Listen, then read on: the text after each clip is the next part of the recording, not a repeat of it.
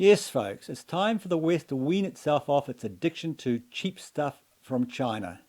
Now, China is a communist cheat, and we've really got to be honest about that. And the John Key globalists of the world have fallen for the bait, hook, line, and sinker.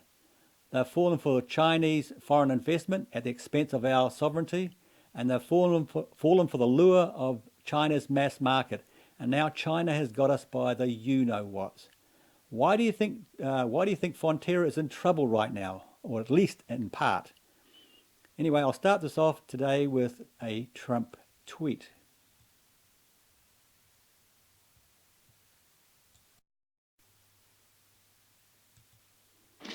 President Trump tweeted this on Friday about American businesses. I want to put it up on the screen. Our great American companies are hereby ordered to immediately start looking for an alternative to China, including bringing your companies home and making your products in the USA. Mr. Secretary, is the president ordering U.S. companies to stop doing business with China, and if so, under what authority?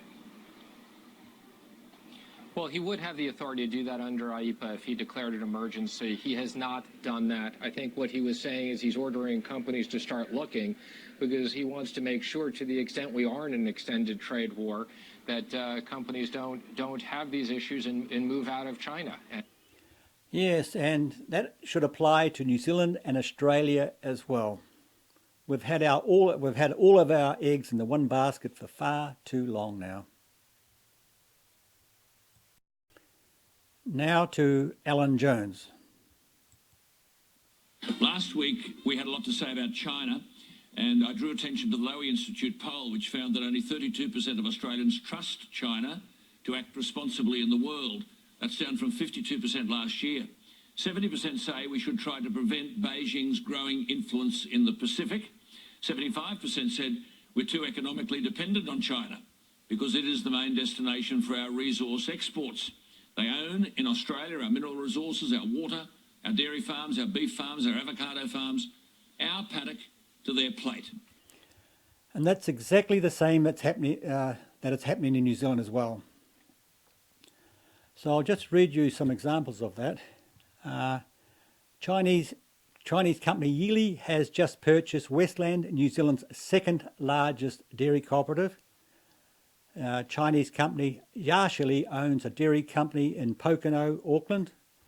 Chinese company Shanghai Mailin owns 50% of Silver Fern Farms, New Zealand's largest meat company. Chinese company Shanghai Pengjing manages 29 farms, including the Crafer Farms. And it looks like Fonterra is heading towards Chinese ownership as well, with their recent $675 million loss. 1/3 of the $35 billion in our education export income is from China. They're increasingly aggressive in the South China Sea, and there have been revelations about sophisticated state actors using cyber means to attack our parliament, as well as Liberal, Labor and National Party headquarters. There has been talk of cyber security infiltration in Australia, including the ANU's IT network. And we had this almost farcical decision 4 years ago, where Landbridge, a Chinese outfit, was given a 99-year lease over the port of Darwin. It has close ties to the Chinese Communist Party and the People's Liberation Army. Well, 4 years on, the strategic challenges have changed. Last week, Andrew Hastie, the young and outstanding Liberal MP for the West Australian seat of Canning, went as far as to call the modern-day leader in China, President Xi Jinping, a modern-day Stalin. And he warned that Australia was like a complacent France, even as German tanks rolled towards its border in 1940. Make no mistake, we are in serious territory here. Hong Kong airport closed again. And have a look at what protesters are handing out at the airport. Welcome to the city, it says, of expired tear gas. Hong Kong is not safe. That's the document they get.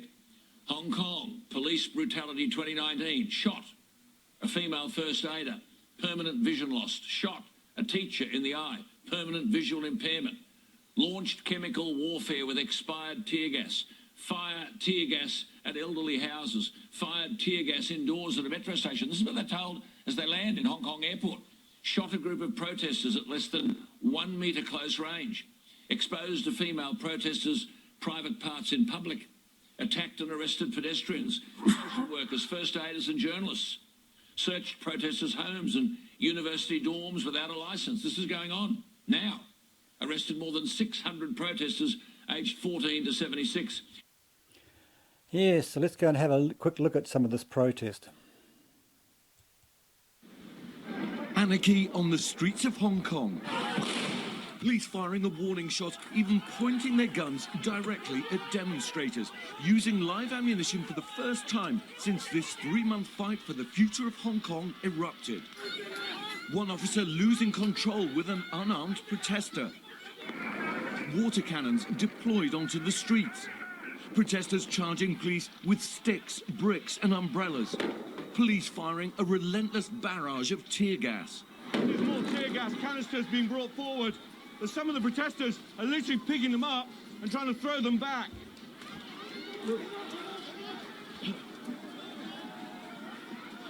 Forcing us to take cover. Move. The air thick with smoke and anger on both sides. I mean, this is certainly the worst situation we've seen. The most violence, the most tear gas, and the most resistance from the protesters. The question now is how long will China tolerate these scenes? Well, as long as it takes, I would say, because I don't think China wants another Tiananmen Square. The West will simply walk away. Now back to Jones. Well, yesterday, the defence analyst Peter Jennings, the Executive Director of the Australian Strategic Institute, told a Canberra conference it was time Australian universities made tough choices about joint research with mainland Chinese academics. Now, you might remember a couple of weeks ago, it was reported that a University of New South Wales computer science professor, Zhu Jingling, co-authored 15 research papers which could assist China's nuclear weapons program. The co-author was the Chinese General Yang Yuzhun. General Yang is an academic at China's National University of Defence Technology. He's president of China's Academy of Military Science, and he's a member of the Chinese Communist Party's Central Committee. Professor Zhu is an Australian citizen. He receives taxpayer-funded research grants. As an Australian, is it appropriate for him to be working with Chinese generals to develop technologies with potential military uses? Forgive me for thinking we might be asleep at the wheel here. I'll say, completely naive. Surely this merits significant discussion. As John Garneau, an Australian, a Mandarin speaker, former Beijing correspondent with the Sydney Morning Herald, said recently, the key point about Communist Party ideology, the unbroken thread that runs from Lenin through Stalin, Mao and Xi, is that the party is and always has defined itself as being in perpetual struggle with the hostile forces of Western liberalism. Well, now, of course, Andrew Hastie argued this week, the next decade will test our democratic values, our economy, our alliances and our security like no other time in Australian history. James Brown is a former president of the RSL in New South Wales. He's young, 39 years of age. He joined the Australian Army from the University of Sydney. He was a troop commander in Iraq for a good stretch. He was part of the Special Operation Forces in Afghanistan. He has a Master of Arts degree from Sydney University in Strategy and Policy. He was a military fellow at the Lowy Institute for International Policy and is currently an adjunct associate professor at Sydney University. We thought we'd talk to a young man who, since he's left the services, has continued to serve those who have served. And given that the Lowy Institute, in a recent poll, as I suggested, raised concerns about the level of trust that Australians hold towards China, and given what we're seeing in Hong Kong, let's see what James Brown makes of all of this. He joins us here. James, thank you for your time. Thanks for having me. Where are we? Well, we're in a very dangerous position when it comes to what's happening in Hong Kong, and it's a test of whether China will live up to its word and whether it will honour the promises it made back in 1999 when it said it would give one country, two systems and enshrine the rule of law and basic freedoms for the citizens of Hong Kong. And that really shows just how far our discussion has come on China here. Years ago, we were relying on China to do its best and hoping that by being rich, China would be responsible. Yeah, how stupid the globalists are. China is a communist country, for God's sake. Now we're planning for the worst. We're looking at the fact that China is becoming increasingly authoritarian, that President Xi Jinping is doing World War II-like military parades in military uniforms, that the Chinese second rocket force has got nearly 2,000 missiles in the intermediate range that it's built. That's really, really scary, folks. Up. Its military is increasing in size. And the question we have to ask is, what's next? Because China's political intent can change overnight. What does that, the ships going through the strait there that's causing all the drama, what is the purpose of that? What do the Chinese demonstrate to us by that? Are they saying we just have the power and we can use it any time we like? Well, if you're in President Xi Jinping's position, you've got to keep economic growth continuing, and that means you've got to think about the threats to that, whether that comes from Western democracies, and we know that there's been, John Garneau pointed to some of the writings recently coming out of the Chinese Communist Party about the threat that Western democracy can be to their system and to their government, whether it's the energy supplies that they rely on coming through the Indian Ocean and the South China Sea, or whether it's about being able to project your force, build your fortresses in the South China Sea, put your ships through there and make sure that no one can push up against you or push you around. All of those things are the sorts of things you would expect a great power like China to be thinking about, but we are seeing an increasing level of militarisation and a hardening of political opinion in China's leadership that should give us concern. Well, so just to get some flavour of where they are thinking, I noticed only last week this defence minister, Xi's defence minister, said that the 1989 decision to massacre thousands of unarmed students in Tiananmen Square was, quote, correct policy to end, quote, political turbulence. Now, we've got political turbulence in Hong Kong now. What do they think is the correct policy to end that? Well, the protests in Hong Kong are a threat to the legitimacy of the Chinese Communist Party. Now, of course, people in China aren't watching those protests except for what they see through the propaganda channels and through domestic media.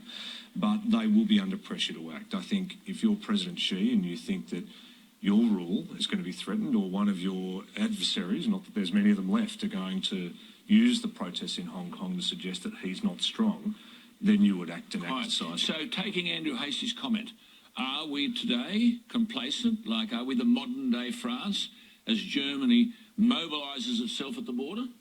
I think we have been complacent in our... Yes, we've been blindsided by money.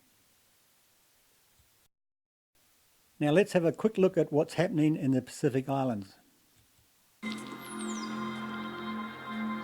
China's influence is reaching well beyond its borders, from expansive highways and marine routes connecting Asia to Europe to military bases in the contested South China Sea and Djibouti in northern Africa. But the West is nervous about its influence in the Pacific. Is the global superpower preparing to militarize the region? China is reported to have held talks with Vanuatu over a potential military base on its shores. And I think they've tried the same in Fiji as well. Despite both countries denying it, Australia and New Zealand left-wing buffoon meets left-wing buffoon. Are worried. To bolster support, Britain has announced plans to open 3 new diplomatic posts in the region, including Samoa, Tonga, and most crucially, Vanuatu. China has a history of vast military expansion. Its naval ships in the South China Sea patrol islands it claims as its own in a territorial dispute with neighbouring countries. So is the Pacific an opportunity for China to boost its military reach?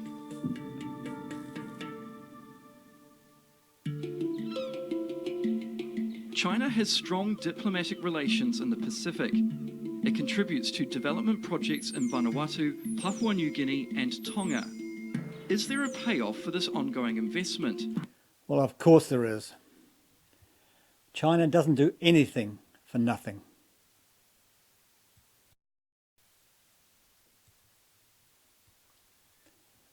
Yes, folks, it's quite clear to me that China has caught the West napping. And it's time for all Western democracies to pull back from China. We need to follow Trump's lead and make new trading partners.